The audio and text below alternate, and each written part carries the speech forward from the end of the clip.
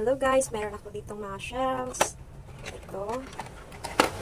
Ayan, tingnan nyo, buhay pa oh. Kasi nga nilagyan ko siya ng dagat para mabuhay. Ayan. Tingnan nyo. Ay! Oh. Oh.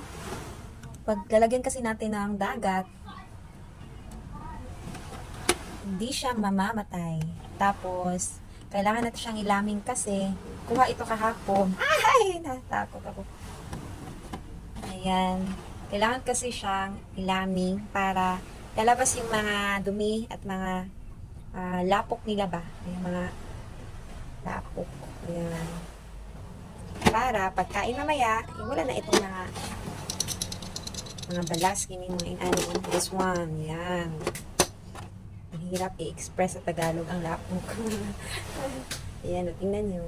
Diba? Napakaganda. At masarap ito, gataan. Gagataan namin ito mamaya. O yun.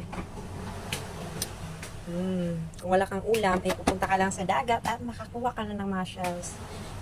At malibre na ang imuhang paniod to. Thank you for watching, guys!